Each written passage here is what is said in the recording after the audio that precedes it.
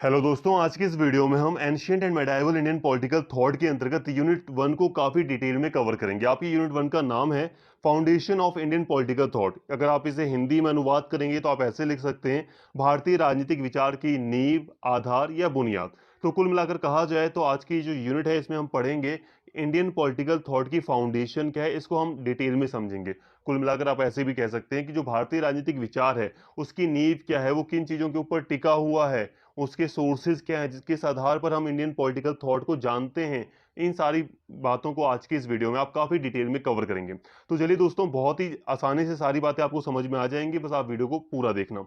तो चलिए बिना किसी देरी के अपने इस यूनिट को शुरू करते हैं। लेकिन दोस्तों, आगे बढ़ने से पहले मैं यहाँ पर कुछ बातें स्पष्ट कर दूं।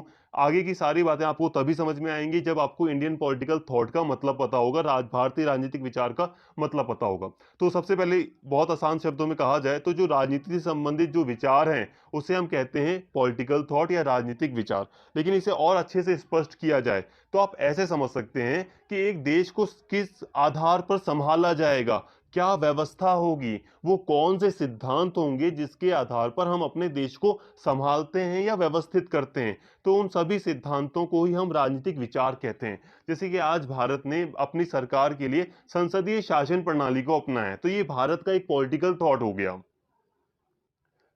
कि भारत आज संसदीय शासन प्रणाली के आधार पर अपने पॉलिटिकल थॉट बना रहा है, या भारत ने संसदीय शासन प्रणाली को अपनी पॉलिटिकल थॉट के अंतर्गत अपना लिया है। हालांकि ये जो संसदीय शासन प्रणाली वगैरह है ये हमारी खुद की तो नहीं है, ये ब्रिटेन वगैरह से हमने मतलब प्रभावित होकर इसको अडॉप्ट किया है। लेकिन एक समझाया जाए, अगर हल्का सा बस समझाया जाए तो आप इसे ऐसे समझ सकते हैं कि जिन सिद्धांतों को हम अपने देश में शासन व्यवस्था को बनाए रखने या उसे व्यवस्थित करने या अच्छे से शासन चलाने के लिए अपनाते हैं, उसे हम राजनीतिक विचार कहते हैं। अब भारत के पास भी अपना खुद का राजनीतिक विचार है। जैसे कि जब हम मनु को पढ़ते हैं, कौटिल्य को पढ़ते हैं, जब हम बौद्ध को पढ़ते हैं, जब हम महावीर जी को पढ़ते हैं, तो जब हम इन विचारकों को पढ़ते हैं तो इन्होंने भी राज शासन व्यवस्था से संबंधित या कई चीजों से संबंधित, समाज में नियम वगैरह से संबंधित कई सारे विचार रखे हैं जिनसे भारतीय राजनीतिक विचार बनता है। जैसे कि कौटिल्य की अगर हम मैं बात करूं तो कौटिल्य ने एक मंडल सिद्धांत दिया है जो कि बहुत ज्यादा मतलब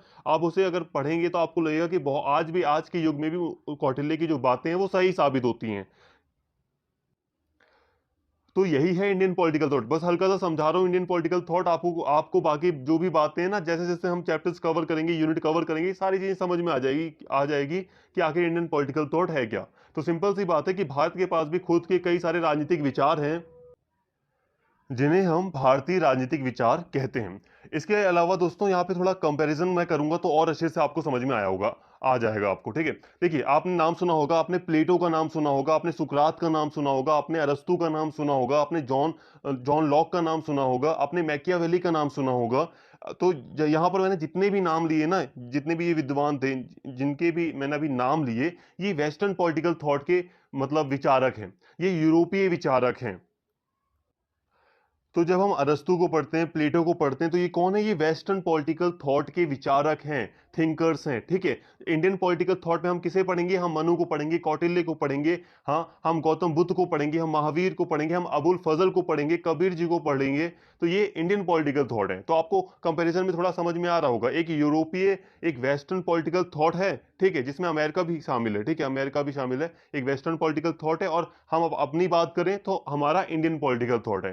थोड़ा सा और एक्सप्लेन कर दूं तो आजादी के से पहले, या यूं कह लो कि जब हम अंग्रेजों के गुलाम थे, तो उसी दौरान क्या था, अंग्रेजों का यही कहना था कि जो भारतीय हैं, जो भारतीय लोग हैं, उनके पास कोई मतलब शासन व्यवस्था से संबंधित कोई नियम वगैरह है नहीं, उनको अपना शासन वगैरह चलाना नहीं आएगा, और हम उनकी जगह पर शासन कर रहे हैं।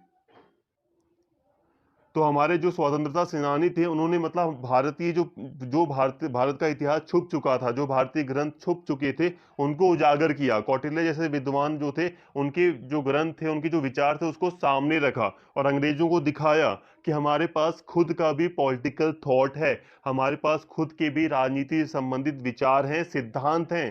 ठीक है, अभी हम आगे और भी यूनिट में पढ़ेंगे तो सारी चीजें क्लियर हो जाएंगी। आई होप यहाँ पर मैंने काफी डिटेल में आपको इंडियन पॉलिटिकल थॉट का मतलब समझा दिया। मानता हूं टाइम थोड़ा मैंने ज्यादा लिया, लेकिन ये यूजफुल रहेगा आपके लिए, आपका एक बेस अच्छे से तैयार हो जाएगा।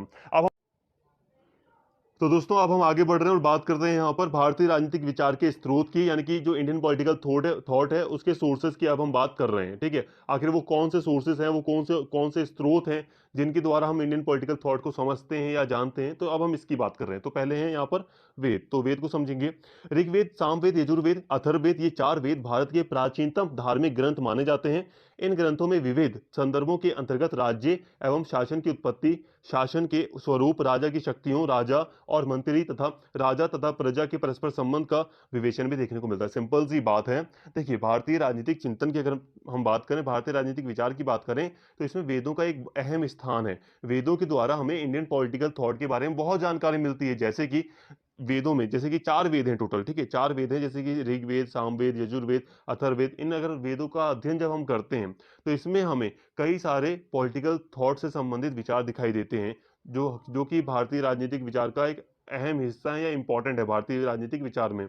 जैसे कि यहाँ पे हम देख सकते हैं, जैसे कि राज्य एवं शासन की उत्पत्ति, जैसे कि राज्य बना कैसे, इसके बारे में हमें वेद बताते हैं। ठीक है, शासन की उत्पत्ति कैसे हुई, इसके बारे में हमें जानकारी देते हैं, जो कि एक पॉलिटिकल थॉट है। शासन के स्वरूप, शासन का क्या स्वरूप है, उस समय क्या स्वरूप था प्राचीन भारत में, या क्या स्वरूप होना चाहिए था, इसके बारे में जानकारी मिलती है। ठीक है, ऋग्वेद में कई सारी बातें कही गई हैं। राजा की शक्तियों के बारे में बताया गया है, राजा के कर्तव्यों के बारे में बताया गया है, राजा और मंत्री तथा राजा और प्रजा के परस्पर संबंध का विभीषण भी देखने को हमें मिलता है, कि राजा और प्रजा के बीच में कैसे संबंध प्राचीनतम टाइम पर रहे थे, या कैसे संबंध होने चाहिए थे, क्या अपेक्षा की जाती थी। तो ये सारी बातें हमें वेदों वेदों से पता चलती हैं, जो कि पॉलिटिकल थॉट है, राजनीतिक विचार हमें पता चलते हैं। ठीक है, वस्तुतः सारे वेद प्राचीन भारतीय जीवन के बारे में विश्वस्त जानकारी के स्रोत माने जाते हैं। ठीक है, सभी वेद काफी ज्यादा जो प्राचीन भारतीय जीवन रहा है उसके बारे में हमें जानकारी देते हैं, उस समय की शासन व्यवस्था के बारे में भी हमें जानकारी देते हैं। इनसे तत्कालीन राजनीति से संबंधित जानकारी भी हमें प्राप्त होती है। तो इस तरह दोस्तों एक स्रोत हमने पढ़ लिया वेद, जिसके द्वारा हमें काफी जानकारी मिलती है शासन व्यवस्था से संबंधित, और उस टाइम पर जब प्राचीनतम टाइम की बात हो रही है भारत में, उस टाइम पर किस तरह से जीवन यापन हो रहा था, शासन वगैरह था, तो ये सारी जानकारी मिलती है। ठीक है, यहाँ तक सिंपल बात करेंगे, ज़्यादा और डिटेल में नहीं जाएंगे, बहुत सारे स्रोत पढ़ने हैं। ब्राह्मण ग्रंथ, ठीक है, अब ब्राह्मण ग्रंथ क्या है, तो देखिए ब्राह्मण ग्रंथ अभी एक्सप्लेन किया जाएगा। वैदिक मंत्रों और संहिताओं की गद्य टीकाएं ब्राह्मण ग्रंथों के रूप में प्रस्तुत की गई हैं, अतः वेदों की तरह ब्राह्मण ग्रंथों में भी राजनीतिक चिंतन के कुछ संकेत मिलते हैं। उदाहरण के लिए शतपथ ब्राह्मण, ऐतरेय ब्राह्मण के अंतर्गत इस तरह की पर्याप्त सामग्री प्राप्त होती है। देखो, ब्राह्मण ग्रंथ भी एक प्राचीनतम ग्रंथ है, जो कि भारतीय राजनीतिक राजनीतिक विचार का एक स्रोत है। इसे आप ऐसे समझ सकते हो, यहाँ पे जो ब्राह्मण ग्रंथ है ये ग्रंथ है, किताब कह लो इसे। ठीक है, जो वेद हैं, ठीक है, जो जैसे कि 4 वेद है ना, तो इनके ऊपर ब्राह्मण ग्रंथ भी लिखे गए हैं। जैसे कि कई बार किसी बुक के ऊपर कोई दूसरी बुक लिख दी जाती है, तो उस रूप में आप ब्राह्मण ग्रंथ को समझ सकते हो। अब ब्राह्मण ग्रंथ भी कई तरह की हैं, जैसे कि एक नाम है शतपथ ब्राह्मण है, एक है ऐतरेय ब्राह्मण। तो ये एंशियंट हिस्ट्री का पार्ट है। अगर आपने एंशियंट हिस्ट्री पढ़ी होगी तो समझ में आ रहा होगा, बाकी मैं काफी इजिली समझा रहा हूँ, तो आई होप आपको कोई दिक्कत नहीं हो रही होगी। तो ये भी ब्राह्मण ग्रंथ के नाम है, अलग अलग बहुत सारे ग्रंथ है ब्राह्मण ग्रंथ में भी। तो शतपथ ब्राह्मण हो गए, ऐतरेय ब्राह्मण हो गए, तो इनके अंतर्गत एग्जाम्पल दिया गया है कि इनके अंतर्गत हमें कई सारे राजनीतिक विचार विचार दिखाई देते हैं।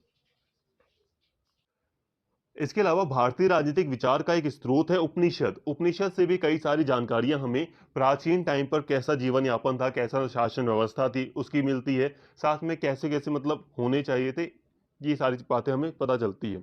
उपनिषदों में साधारणतः आध्यात्मिक ज्ञान का विस्तृत भंडार निहित है, परंतु इनमें प्रसंगवश राजनीतिक चिंतन के संकेत भी मिलते हैं। उदाहरण के लिए छांदोग्य उपनिषद में राजनीति को छात्र विद्या की संज्ञा दी गई है और उसका यथेष्ट विवेचन किया गया है। कहने का मतलब है, ऐसा नहीं है कि उपनिषद में डायरेक्ट राजनीतिक विचार हमें दिखाई देते हैं, पुराने राजनीतिक विचार या उस टाइम पे राजनीतिक विचार जो रहे थे या जो मान्यताएं थी, ऐसा नहीं है कि हमें डायरेक्टली उपनिषद में दिखाई देते हैं ऐसे ऐसे करके।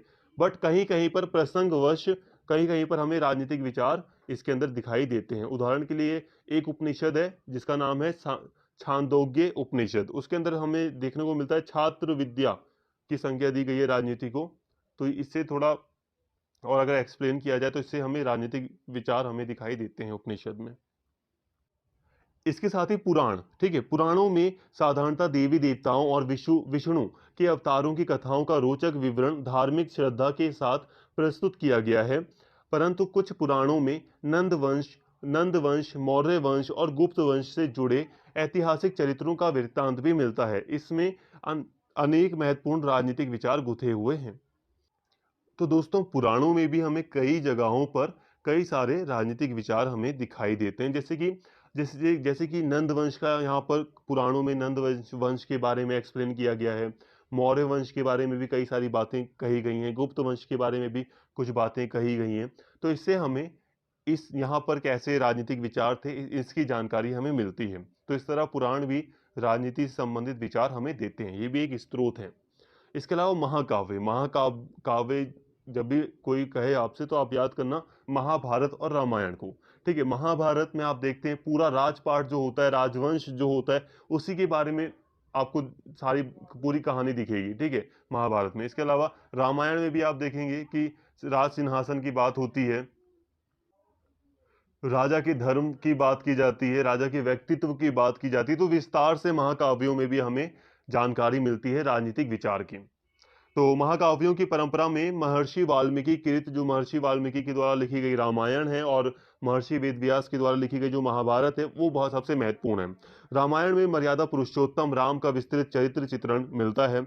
महाभारत के अंतर्गत राज सिंहासन के अधिकार के प्रश्न पर कौरवों और पांडवों के परस्पर विवाद और उनके परस्पर विनाशकारी युद्ध का भव्य विवरण दिया गया है। इसमें योगी राज भगवान कृष्ण की भूमिका पर भी प्रकाश डाला गया है। वैसे रामायण और महाभारत दोनों में जगह जगह राजनीतिक विचार गुथे हुए हैं, परंतु महाभारत के शांति पर्व में राजधर्म का जैसा निरूपण किया गया है वह बेजोड़ है। तो अगर हम बात करें रामायण महाभारत की, तो दोनों में ही हमें कई सारे राजनीतिक विचार देखने को मिलते हैं। युद्ध के क्या नियम होंगे, राजा का क्या धर्म होगा, राजा का क्या चरित्र होगा, तो ऐसी कई सारी बातें हमें दिखाई देती हैं। इसके अलावा हम अगर महाभारत की स्पेशली बात करें, तो महाभारत में एक चैप्टर ही है पूरा, शांति पर्व। इसके अंदर राजधर्म की बहुत ही विस्तार से बात की गई है। इसके अलावा दोस्तों, आपको अगर महाभारत आपने देख रखी है तो आपको याद होगा जो भीष्म पितामह होते हैं, जब वो युद्ध का अंत ही होता है, तो वो युद्ध का जब अंत हो जाता है, तो वैसे तो इच्छा मृत्यु का वरदान प्राप्त होता है, लेकिन फिर भी वो क्या होता है, वो बहुत ज्यादा घायल हो जाते हैं और बाणों की शैया पर वो लेटे रहते हैं, मतलब उन्हें बहुत सारे बाण लग जाते हैं। अब ऐसे में क्या होता है, युद्ध तो खत्म हो जाता है, एक टाइम ऐसा आता है युद्ध खत्म हो जाता है और वो अपनी अंतिम अवस्था में होते हैं। तो जो युधिष्ठिर होते हैं वो भीष्म पितामह के पास जाते हैं और भीष्म पितामह उन्हें राजधर्म के बारे में विस्तार से जानकारी देते हैं। ठीक है, तो इस चैप्टर में उन्हीं के द्वारा जो जानकारी दी गई है वही मेनली यहाँ पर दिखाई देती है। तो बहुत विस्तार से भीष्म पितामह युधिष्ठिर से राजधर्म के बारे में बात करते हैं, बहुत सारी जानकारी देते हैं, शिक्षा देते हैं, और उसको यहाँ पर शांति पर्व में, महाभारत के शांति पर्व में काफी डिटेल में रखा गया है। तो इस तरह महाकाव्य से हमें बहुत ज्यादा जानकारी मिलती है राजनीतिक विचार से संबंधित। इसके साथ ही दोस्तों, जो स्मृतियां हैं, अब कई सारी स्मृतियां हैं, जैसे याज्ञवल्क्य की स्मृति, नारद स्मृति, तो इनसे भी हमें बहुत सारे राजनीतिक विचार देखने को मिलते हैं। एक बार मैं यहाँ पे रीड कर देता हूँ, कुछ बातें आपको पता चलेंगी। स्मृतियां भी मुख्यतः धार्मिक ग्रंथ हैं, हालांकि ये धार्मिक ही ग्रंथ हैं, लेकिन इसमें भी हमें कई सारी जानकारी मिलती है। जैसे कि मनुस्मृति का अनंतम स्थान है। मनुस्मृति, देखिए, जैसे कि मैंने अभी कहा स्मृतियां, तो स्मृतियां एक अहम स्थान रखती हैं जिनमें हमें राजनीतिक विचार दिखाई देते हैं। इसमें हम देखें तो मनुस्मृति का स्थान काफी ज्यादा, मतलब एक काफी ज्यादा ऊंचा स्थान माना जाता है इसमें। मनुस्मृति की, जैसे कि न्याय व्यवस्था से संबंधित, सामाजिक व्यवस्था से संबंधित कई सारे विचार इसमें दिए गए हैं। मनुस्मृति की तरह अन्य प्रसिद्ध स्मृतियां, जैसे कि विष्णु स्मृति, नारद स्मृति, याज्ञवल्क्य स्मृति, बृहस्पति स्मृति इत्यादि में भी दंड नीति, राजविद्या और राजधर्म के सिद्धांतों पर विस्तृत प्रकाश डाला गया है। स्मृति के ग्रंथों के तुलनात्मक अध्ययन से यह संकेत मिलता है कि प्राचीन भारत में मतांतर की अभिव्यक्ति को पर्याप्त प्रोत्साहन दिया जाता था। उदाहरण के लिए याज्ञवल्क्य स्मृति की अनेक मान्यताएं मनुस्मृति की मान्यताओं से अलग हैं और संभवतः अधिक प्रगतिशील है। इसके अलावा दोस्तों देखिए, हमें यहाँ पे कई सारी जानकारी मिलती है, साथ में एक जानकारी ये भी मिलती है कि जो अलग अलग स्मृतियां हैं, जैसे कि याज्ञवल्क्य स्मृति हो गई, मनुस्मृति हो गई, तो इन दोनों में विचार भी अलग अलग हैं। कहीं कहीं पर मनुस्मृति से उल्टे विचार हैं इसमें, और कहीं कहीं यहाँ पर कहा गया है कि याज्ञवल्क्य की स्मृति में मनुस्मृति की तुलना में और अच्छे विचार थे, जो प्रगतिशील भी थे। तो मतलब यहाँ पर है कि जो मतभेद होता है, इसकी आज्ञा थी कि अगर किसी कोई व्यक्ति मतलब कोई चीज किसी चीज से मान्यता नहीं रख रहा है, या किसी चीज की को मतलब उसे सभी को अपना विचार रखने का मतलब एक तरह से स्वतंत्रता थी, ऐसा संकेत मिलता है। इसके साथ ही बौद्ध और जैन साहित्य भी एक महत्वपूर्ण योगदान देते हैं भारतीय राजनीतिक चिंतन के स्रोतों में। बौद्ध साहित्य के अंतर्गत महात्मा बुद्ध के उपदेशों को तीन प्रसिद्ध ग्रंथों सुत्त पिटक, धम्म पिटक और विनय पिटक के रूप में संकलित किया गया है, जिन्हें सामूहिक रूप से त्रिपिटक कहा जाता है। इनके अलावा दीघ निकाय और जातक कथाओं में भी सामाजिक जीवन का रोचक चित्रण मिलता है। इन सब ग्रंथों में जगह जगह राजनीतिक विचारों की अभिव्यक्ति हुई है। तो सिंपल सी बात है, कई सारी चीजें हैं जैसे कि जातक कथाएं हैं, और सबसे बड़ी चीज जो महात्मा बुद्ध के जो उपदेश थे उनको त्रिपिटक रूप में यानी कि धम्म पिटक, विनय पिटक और सुत्त पिटक नाम के ग्रंथों में अच्छे से संकलित किया गया है। ठीक है, इसके अलावा दीघ निकाय एक बहुत महत्वपूर्ण ग्रंथ है।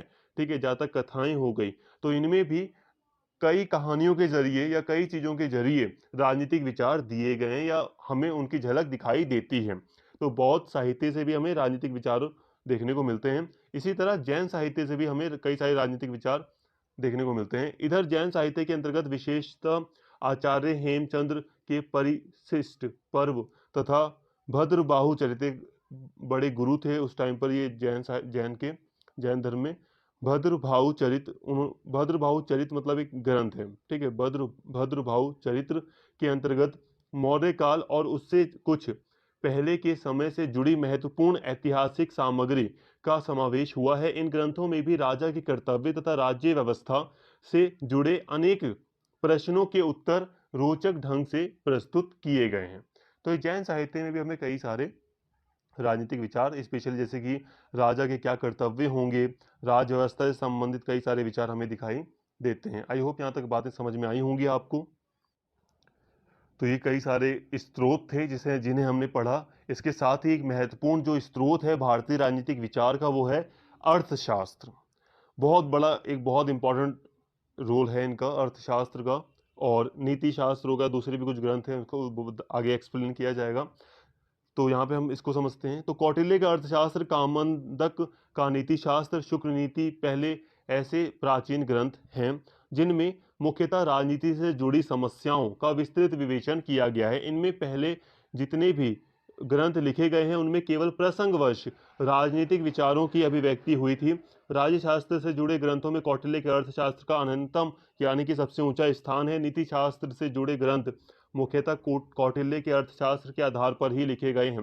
देखिए दोस्तों, अभी ऊपर जितने भी हमने ग्रंथों को पढ़ा ना, स्त्रोतों को पढ़ा, अभी हमने आगे यानी कि ऊपर हमने पहले जितने भी स्त्रोतों को पढ़ा, वहां पर मुख्यतः आप देखेंगे ऐसा नहीं कि पूरा राजनीतिक विचारों की बात की जा रही हो, वहां पर हमें कहीं कहीं पर राजनीतिक विचार दिखाई देते हैं। लेकिन ये जो अर्थशास्त्र है, ये जो नीति शास्त्र है, ये जो शुक्र नीति है, इनमें मुख्यतः आपको मुख्य रूप से मेनली यहाँ पर आपको राजनीतिक शास्त्र यानी कि पॉलिटिक्स से संबंधित यहाँ पे सिद्धांत देखने को मिलेंगे। यहाँ इसमें अगर हम बात करें तो कौटिल्य ने जो अर्थशास्त्र लिखा था उसका सबसे ऊंचा स्थान है। कौटिल्य ने जो किताब लिखी उसका नाम तो अर्थशास्त्र है, लेकिन इसका मतलब यहाँ पर राजनीति शास्त्र है। इसमें सारी बातें ना राजनीति से संबंधित ही लिखी गई हैं। नाम बस अर्थशास्त्र है, हालांकि इसमें सारी चीजें राज्य शास्त्र से ही संबंधित हैं। तो इसमें मेनली राजा के बारे में यानी कि बहुत ज्यादा जो शासन व्यवस्था है उसके बारे में बात की गई है। तो आई होप जहां तक आपको बात समझ में आई होगी। इसके साथ ही आप देखेंगे कुछ और दूसरे भी ग्रंथ हैं शुक्र नीति, नीति शास्त्र के अलावा भी हम बात करें तो इन सब ग्रंथों के अलावा प्राचीन भारत की अनेक साहित्यिक कृतियों में भी अनेक महत्वपूर्ण राजनीतिक विचार यत्र तत्र बिखरे हुए हैं। जैसे कि कुछ दूसरे भी स्रोत हैं, जैसे कि कल्हण एक विद्वान रहे मतलब प्राचीन, उनकी राजत रंगिणी, बाण का हर्षचरित्र, विशाख दत्त का मुद्रा राक्षस, और कालिदास का मालविका अग्निमित्र, और सोमवेद का कथा सरित सागर विशेष रूप से उल्लेखनीय है। तो कई सारे आपको ग्रंथ दिख गए, राजत रंगिणी, हर्षचरित्र, मुद्रा राक्षस, ठीक है, मालविका अग्निमित्र, सोमदेव का यहाँ पे कथा सरित सागर की महत्वपूर्ण है। ये भी राजनीति से संबंधित कई सारे सिद्धांत या विचार हमें इनमें देखने को मिलते हैं। प्राचीन भारतीय राजनीतिक चिंतन की सही सही जानकारी के लिए विभिन्न स्रोतों से प्राप्त सामग्री का तुलनात्मक और आलोचनात्मक अध्ययन अत्यंत लाभप्रद होगा। तो ये सामान्य बात है, ठीक है। तो यहां तक हमने दोस्तों जो स्रोत है इसको हमने काफी अच्छे से समझ लिया। तो देखिए इंडियन पॉलिटिकल थॉट के सोर्सेज को हमने काफी डिटेल में कवर कर लिया। यहाँ पर एक डाउट यहाँ पे आपके लिए माइंड में हो सकता है कि जितनी भी चीजें हमने सोर्सेज पढ़ी ये पूरी तरह प्राचीन काल के सोर्स हैं, ठीक है, प्राचीन काल के सोर्स हैं। हालांकि अगर हम मेडाइवल वगैरह के टाइम की बात करें दोस्तों तो बहुत लंबे समय बाद आप देखेंगे कि जो इंडियन पॉलिटिकल थॉट था भारत का, क्योंकि भारत में राजनीतिक अस्थिरता थी, ठीक है, कई सारे मतलब बाहर के जो आक्रमण हुए भारत पर उसके कारण बहुत ज्यादा राजनीतिक अस्थिरता थी और जो भारत का राजनीतिक चिंतन था वो प्रभावित हुआ था, ठीक है। तो लंबे समय तक हम देखते हैं कि जो राजनीतिक चिंतन के यानी कि पॉलिटिकल थॉट में जो विकास हो रहा था इस प्राचीन काल में वो बहुत थम सा जाता है। तो ऐसा आप समझ सकते हैं थम जाता है। और बाकी अगर हम मेडाइवल टाइम की बात भी करें तो कुछ विचारक हैं जिसमें अबुल फजल का नाम लिया जा सकता है। तो मेडाइवल टाइम पर उन्होंने जो रचनाएं की तो उनके द्वारा भी हमें कई सारे राजनीतिक विचार मिलते हैं, लेकिन उनको शामिल क्यों नहीं किया यहाँ पर, तो उसका एक मुद्दा ये है कि यहाँ पर हम मेनली बात कर रहे हैं foundation foundation of Indian political thought. तो जो फाउंडेशन है, जो नींव है, हम उसकी बात कर रहे हैं। बाकी हम अबुल फजल वगैरह के बारे में आई थिंक आपके सिलेबस में चैप्टर यूनिट है तो उन्हें हम आपकी यूनिट में कवर करेंगे। तो यहाँ पे हमने फाउंडेशन के अकॉर्डिंग इंडियन पॉलिटिकल थॉट के सोर्सेज को अच्छे से डिटेल में कवर कर लिया। अब जल्दी से हम यहाँ पे बात करते हैं भारतीय राजनीतिक विचार की विशिष्ट विशेषताओं की।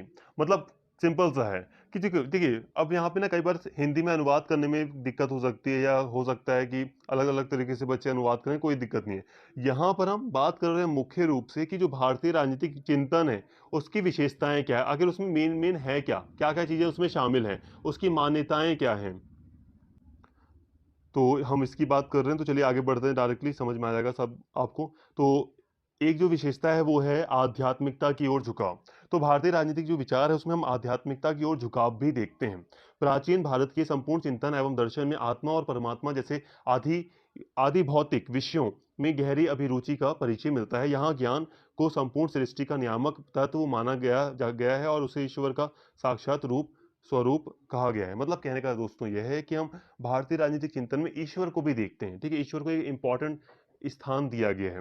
ईश्वर को आप आध्यात्म के रूप में यहाँ पे जैसे कि आत्मा और परमात्मा की बात की गई है, परमात्मा की भी बात की गई है, तो इस तरह हम आध्यात्मिकता को देखते हैं भारतीय राजनीतिक विचार में, ठीक है। इसके अलावा राजतंत्र की प्रधानता, जो राजतंत्र है उसकी प्रधानता देखने को मिलेगी।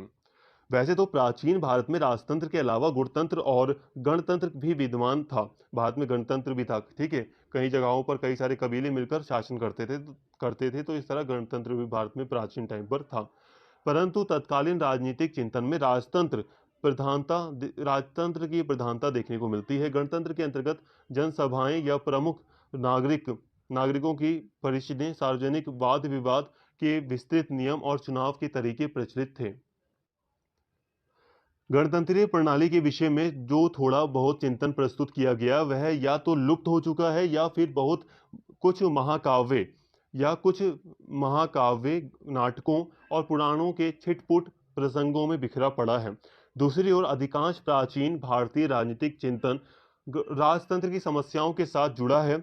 इनमें राजा के कर्तव्यों, प्रशासन की कला, विभिन्न व्यवसायों के नियंत्रण, अपराध और दंड, कराधान यानी कि टैक्स के नियमों, कूटनीति के उपायों और राज्य शिल्प के मूल तत्वों का विशेष ध्यान दिया गया है। कहने का मतलब यह है कि प्राचीन भारत में हमें कई सारे शासन व्यवस्थाएं देखने को मिलती हैं, लेकिन फिर भी जो ग्रंथ हैं, जो हमें स्रोत हैं, उनके हिसाब से अगर हम बात करें तो हमें राजतंत्र की प्रधानता देखने को मिलती है। भारतीय राजनीतिक विचार में हमें राजतंत्र की प्रधानता देखने को मिलती है। एग्जाम्पल के लिए जब हम मनु को पढ़ते हैं, मनुस्मृति के अंतर्गत जब हम मनु को पढ़ते हैं, ठीक है, मनुस्मृति में जो भी बातें मनु ने कही है उसके अकॉर्डिंग अगर हम बात करें तो वो भी राजतंत्र की बात करते हैं, ठीक है। कौटिल्य की जब हम बात करते हैं तो कौटिल्य का जो ग्रंथ है अर्थशास्त्र, उनके द्वारा जो जो भी चीजें हम समझते हैं तो उसमें भी हम देखते हैं कि कौटिल्य राजतंत्र के बारे में ही बात कर रहे हैं। तो इस तरह राजतंत्र की प्रधानता हमें देखने को मिलती है। इसके साथ ही धर्म और दंड की संकल्पनाएं, अब ये क्या है, तो इसे सिंपल सा समझ लो। देखो, धर्म और दंड प्राचीन भारतीय राजनीतिक चिंतन की आधारभूत संकल्पनाएं हैं। धर्म मानव समाज की अमूल्य निधि है, दंड उसका प्रहरी है। दंड का अर्थ है डंडा, जो कि बल प्रयोग का प्रतीक है। धर्म या कानून का पालन कराने के लिए बल प्रयोग की कला दंड नीति है। अतः दंड नीति स्वयं राजनीति का पर्याय है। तो दंड नीति भी एक राजनीति का पर्याय ही है। ठीक है, अब यहाँ पे बात को समझिए। धर्म और दंड की प्रधानता का संकल्पनाओं का मतलब यह है कि भारतीय राजनीतिक चिंतन में आपको ये दोनों देखने को मिलेगा। धर्म का मतलब है कर्तव्य, कि राजा का ये कर्तव्य है, प्रजा का ये कर्तव्य है। प्रजा का कर्तव्य है कि प्रजा समय पर टैक्स दे, समय पर टैक्स दे, या जो भी निश्चित टैक्स है वो राजा को पहुंचाए। और राजा का कर्तव्य है कि वो प्रजा की रक्षा करे। तो जो सिक्योरिटी देखनी है, रक्षा करना है, ये राजा का धर्म है, राजा का कर्तव्य है। और राजा धर्म से ऊपर नहीं है। तो सर धर्म सभी के लिए है, राजा के लिए भी है, जनता के लिए भी है। लेकिन उस धर्म को मनवाने के लिए, उस धर्म को सही से लागू करने के लिए, धर्म का मतलब यहाँ पे कर्तव्य है, ध्यान रखना, उसको लागू करने के लिए दंड का प्रयोग किया जाएगा, दंड नीति का प्रयोग किया जाएगा। दंड नीति का अर्थ है पनिशमेंट देने दी जाएगी अगर कोई भी नियमों का उल्लंघन करता है। तो दंड का अर्थ होता है डंडा। डंडा का मतलब क्या है कि डंडा दिखाया जाएगा कि अगर कोई गलती करेगा, यानी कि कोई नियम तोड़ेगा या कोई धर्म से विपरीत दिशा में जाकर अपने कर्तव्यों का उल्लंघन करते हुए कार्य करेगा, तो उसे पनिश भी किया जा सकता है। तो ये है दंड और धर्म की संकल्पनाएं, जो कि भारतीय राजनीतिक चिंतन में हमें विस्तार से देखने को मिलती हैं। इसके साथ ही दोस्तों हमें राजा के कर्तव्य देखने को मिलते हैं कि राजा का क्या कर्तव्य होगा, कि राजा के कृत्य के बारे में हमें जानकारी मिलती है। फंक्शंस ऑफ द किंग, कि एक जो राजा है, जो किंग है, उसके क्या काम होंगे, इसके बारे में हमें इंडियन पॉलिटिकल थॉट में कई सारी बातें देखने को मिलती हैं। तो इस तरह आप कह सकते हैं ये भी क्या है, भारतीय राजनीतिक विचार की एक विशेषता है, एक मान्यता है, जिसमें हमें राजा के बारे में कई सारी, राजा के क्या कार्य होंगे उसके बारे में जानकारी मिलती है। हिंदू राजनीति विचारों के अनुसार राजा या शासक का मुख्य कर्तव्य, हिंदू राजनीति विचारकों के अनुसार राजा या शासक का मुख्य कर्तव्य लोक संग्रह है। वस्तुतः लोक संग्रह का अर्थ है लोक कल्याण, जो कि ईश्वर का कार्य है। राजा और प्रत्येक कर्तव्य परायण मनुष्य से यह आशा की जाती है कि वह ईश्वर के इस कार्य में सहयोग देगा। अतः राजा का लोक कल्याण की कामना से अपनी संपूर्ण प्रजा में मेल जोल स्थापित करना चाहिए राजा को, ताकि वे परस्पर हार्दिकता यानी कि अच्छे से सद्भाव अनुभव करते हुए राज्य के प्रति अटूट निष्ठा रखें। प्रजा का चरित्र उन्नत करने के लिए राजा का अपना चरित्र ऊंचा होना चाहिए, क्योंकि राजा के चरित्र में राजा के चरित्र की छाप दिखाई राजा की चरित्र सॉरी क्योंकि प्रजा के चरित्र में राजा के चरित्र की छाप दिखाई देती है। यथा राजा तथा प्रजा, जैसा राजा वैसी प्रजा। तो कहने का मतलब यह है कि राजा को भी कई सारे कर्तव्यों में, यानी कि कई सारे दायित्व में बांधा गया है। जब हम इंडियन पॉलिटिकल थॉट को देखते हैं तो हम देखते हैं कि राजा को कई सारे कार्य दिए गए हैं। जैसे कि राजा का एक जो मुख्य कर्तव्य होगा वो लोक संग्रह होगा, लोगों को मतलब लोगों का कल्याण करना उसका कर्तव्य है, लोगों को मेल जोल करके वो रखे, हार्दिकता से लोग रहें। ठीक है, ये राजा का एक बहुत बड़ा कर्तव्य होगा। साथ में राजा का जो चरित्र होगा, उसे राजा को अपना जो चरित्र है राजा का, उसे ऊंचा करना होगा, मतलब अच्छा रखना होगा, क्योंकि राजा का चरित्र अच्छा होगा तभी प्रजा का चरित्र अच्छा होगा। इसके साथ ही एक विशेषता में दिखाई देती है राजधर्म और आप धर्म में अंतर, मतलब जो नॉर्मल स्थिति होगी और जो एबनॉर्मल, आप धर्म का मतलब यहाँ पर है एबनॉर्मल, यानी कि जो असामान्य स्थिति होगी, उसमें राजधर्म का क्या अर्थ होगा। जैसे कि राजा का कर्तव्य है कि भाई प्रजा की रक्षा करे और ऐसे ऐसे नियमों के अनुसार शासन चलाए। लेकिन अगर परिस्थितियां बदल जाती हैं, आपात स्थिति आ जाती है कोई, तो उस समय क्या करना चाहिए, तो इसके बारे में भी हमें कई सारी बातें देखने को मिलती हैं।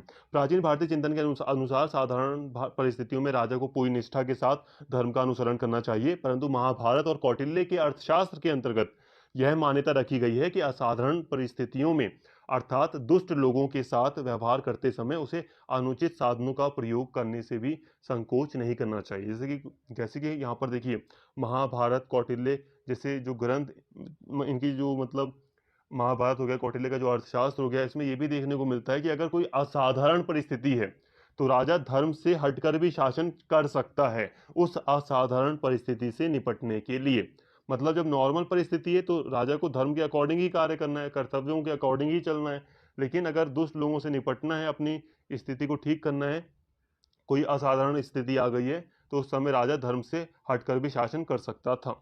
इसके साथ ही राजनीतिक संगठन और राज्य शिल्प, प्राचीन भारतीय राजनीति चिंतन के अंतर्गत राजनीतिक संगठन और राज्य शिल्प या शासन कला या और कूटनीति के सिद्धांत अत्यंत विकसित रूप में मिलते हैं। राज्य सप्तांग सिद्धांत राज्य का राजनीतिक संगठन का सर्वमान्य सिद्धांत है जिसे मनुस्मृति और कौटिल्य के अर्थशास्त्र में विशेष रूप से स्थान दिया गया है।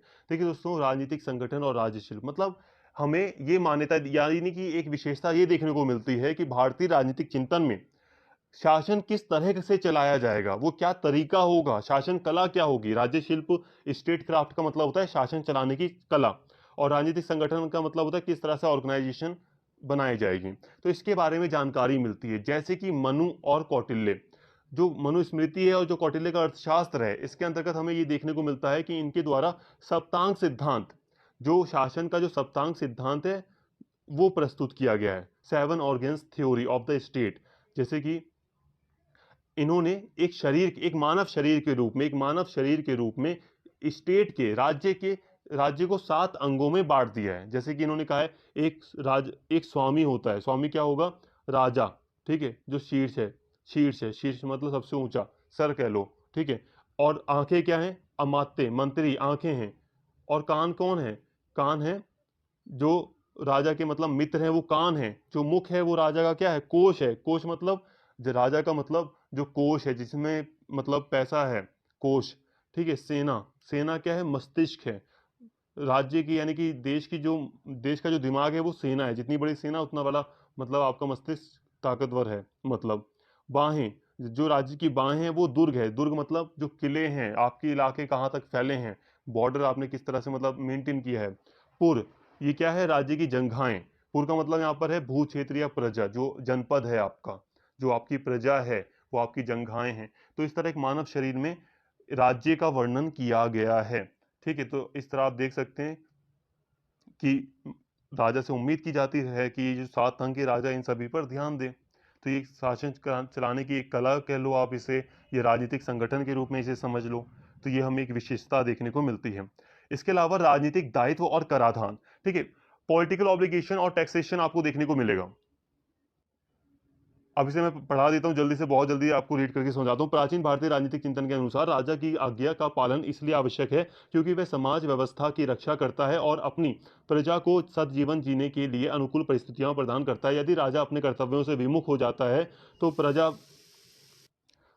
यानी कि प्रजा पर अत्याचार करने लगे तो उसके साथ कैसा बर्ताव किया जाए, इस बारे में सब विचार एकमत नहीं है। मुख्य मान्यता यह है कि ऐसी हालत में राज्य का त्याग कर प्रजा राज्य का त्याग कर देना चाहिए या ऐसे राजा का वध करके उसके अत्याचारों से मुक्ति प्राप्त कर लेनी चाहिए, ठीक है। कराधान के बारे में हिंदू विचारकों का यह मत था कि यह प्रजा को जीवन और संपत्ति की सुरक्षा प्रदान करने का मूल्य है। विष्णु स्मृति के अंतर्गत तो यहाँ तक लिखा है कि यदि किसी व्यक्ति के घर में चोरी हो जाए और चोरी का माल वापस ना मिले तो उसकी क्षतिपूर्ति करना का दायित्व है। यदि राजा अपनी प्रजा को संरक्षण प्रदान करने में लगातार विफल रहे तो उसे कर लगाने का कोई अधिकार नहीं रह जाता। देखिए दोस्तों, भारतीय राजनीतिक विचार में हमें एक मान्यता देखने को मिलती है कि राजनीतिक दायित्व और कराधान, जो प्रजा है जो राजा है, उन दोनों के लिए राजनीतिक दायित्व दिए गए हैं। कि राजा का धर्म है प्रजा के लिए ये काम करना, प्रजा को पूरी तरह सुरक्षा देना, ठीक है, प्रजा की भलाई के लिए कार्य करना।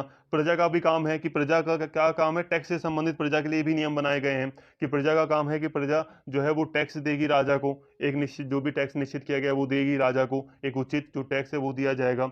ये सारी बातें कही गई हैं। साथ में और भी नियम है, जैसे कि अगर राजा लोगों से टैक्स लेकर भी उनकी सुरक्षा नहीं कर पाता तो इस बारे में भी कई सारे ग्रंथ में हमें इंडियन पॉलिटिकल थॉट के अंतर्गत प्राचीन जो ग्रंथ है उनके अंदर कई सारी जानकारियां मिलती हैं। जैसे कि कई लोग कहते हैं कि राजा का त्याग कर देना चाहिए, उस राज्य को छोड़ देना चाहिए, ठीक है। इसके साथ ही कई लोग कहते हैं कि राजा का वध कर देना चाहिए, जो जो राजा अत्याचार करे।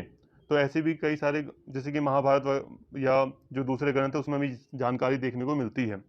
तो यहाँ तक हमने दोस्तों कई सारी बातें समझ ली, और इस तरह हमने दोस्तों यहाँ पर जो मान्यता है, जो मुख्य मान्यताएं थी भारतीय राजनीतिक विचार की, उनको भी समझ लिया। तो इस तरह हमारा ये जो चैप्टर है वो पूरी तरह खत्म होता है। हमने यहाँ पे इस यूनिट को कवर कर लिया है, जो मुख्य बातें थी उन सभी को समझ लिया है।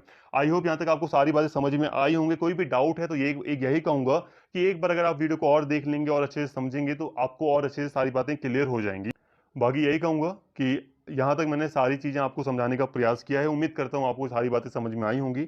अगर दोस्तों वीडियो अच्छी लगी हो तो प्लीज़ चैनल को सब्सक्राइब कर लें, वीडियो को लाइक करें, शेयर करें और कमेंट करके अपना फीडबैक जरूर दें। Thank you.